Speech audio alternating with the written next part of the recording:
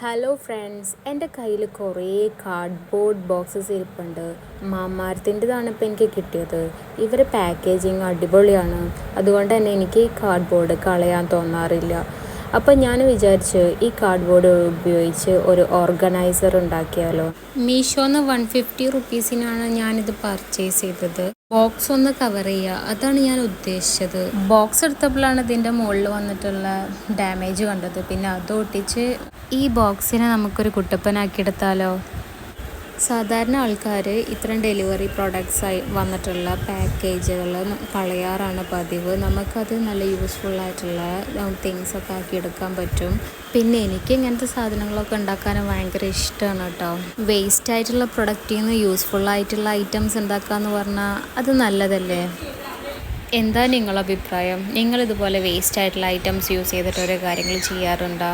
ഞാൻ മെഷർമെൻറ്റ്സൊക്കെ എടുത്തിട്ടുണ്ടോ ചെയ്തത്, പക്ഷെ എന്തോ ഒരു തെറ്റ് പറ്റി, ചെറുതായിട്ട് എത്തണില്ല. അപ്പം ഇനിയിപ്പോൾ എന്താ ചെയ്യുക? നീട്ടി വലിച്ചിട്ടൊക്കെ ചെയ്യാൻ നോക്കണുണ്ട്. നമുക്കൊരു കാര്യം ചെയ്യാം, അപ്പുറത്ത് വേറെ ഒട്ടിച്ച് എക്സ്റ്റെൻഡ് ചെയ്യുക, അല്ലാണ്ട് ഇപ്പോൾ ഒരു വഴിയില്ലല്ലോ. ഇങ്ങനെ ചില അബദ്ധങ്ങളും പറ്റാറുണ്ട്, പക്ഷെ അവിടെ ഒരു ഭംഗിയും ഉണ്ടാവാറുണ്ട് കേട്ടോ. ഇത് ചെയ്യുമ്പോൾ എൻ്റെ മൈൻഡിൽ ഒരു എംപ്റ്റി ഇമേജാണ്. ഇത് ജസ്റ്റ് ഒന്ന് കവർ ചെയ്യുക, ഇതിൽ ഓർഗനൈസ് ചെയ്യാനുള്ള സാധനങ്ങൾ വെക്കുക, അത്ര മാത്രമേ ഉണ്ടായിരുന്നുള്ളൂ. പക്ഷേ ഇത് ചെയ്ത് വരുമ്പോൾ നമുക്ക് ഓരോ സാധനങ്ങൾ ആഡ് ചെയ്യുക, ഇതിന് ഭംഗി കൂട്ടുക, അങ്ങനെയൊക്കെ ഞാൻ ചിന്തിച്ചു തുടങ്ങി. ഇപ്പം ഞാൻ ചെയ്യണത് എക്സ്റ്റെൻഡ് ചെയ്യുക, നേരത്തെ ഒട്ടിച്ചിട്ട് എത്താത്ത ഭാഗത്ത് വേറെ പേപ്പർ വെച്ചിട്ട് ഒട്ടിക്കുക, അല്ലാണ്ട് ഇപ്പോൾ ഒന്നും ചെയ്യാൻ പറ്റില്ല. അങ്ങനെ ആ സൈഡ് കൺഫേമായി. ഒട്ടിച്ചപ്പോൾ ഒരു ഭംഗിയൊക്കെ ഉണ്ട്. Okay, set. നെക്സ്റ്റ് ഐറ്റം നൂല് അല്ലെങ്കിൽ ചാക്കുംവള്ളി. കൺഫേം ചാക്കുംവള്ളി, ഇത് മതി. ഇതല്ലേ ഒരു എസ്തെറ്റിക് ലുക്ക്.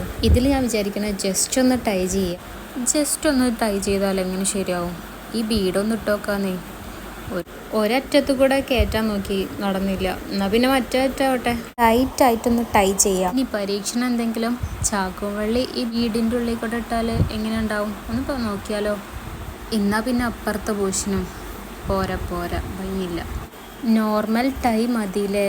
ഈ ചാക്കുംവള്ളിക്ക് എന്തോ ഒരു അനുസരണമല്ലാത്തത്. ഈ ബട്ടർഫ്ലൈയും കൂടി വെച്ചപ്പോൾ സെറ്റായി. ഡബിൾ ടാപ്പ് ഒട്ടിച്ചിട്ട് നമുക്ക് സെക്യൂർ ചെയ്യാം. At last butterfly. അടുത്തത് ഒറ്റ ബീഡുള്ളൂ, കുറേ ചാക്കുംവള്ളി.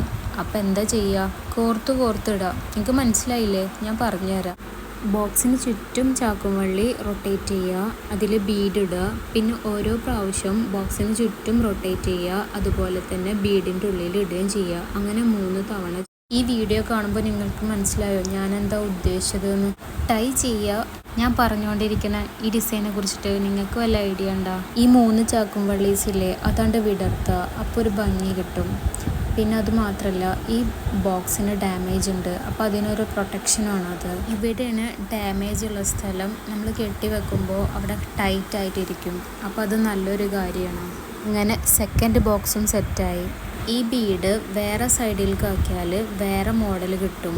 അറ്റ് ലാസ്റ്റ് സിറപ്പ് വാങ്ങുമ്പോൾ കിട്ടില്ലേ, ആ കവറിലാണ് ഞാൻ ചെയ്യാൻ വിചാരിക്കുന്നത്. ബോട്ടിലൊക്കെ ചെയ്യണ മോഡലില്ലേ, അതാണ് ഞാൻ ഇവിടെ യൂസ് ചെയ്യാൻ വിചാരിക്കുന്നത്. ബോട്ടിലൊക്കെ റൊട്ടേറ്റ് ചെയ്ത് ചെയ്യില്ലേ, അതന്നെ. ഒരു ബട്ടർഫ്ലൈയും കൂടി ഉണ്ടായിരുന്നു, അത് നമുക്ക് ഇവിടെ വെക്കാം. അങ്ങനെ 3 വർക്കും കംപ്ലീറ്റ് ആയി.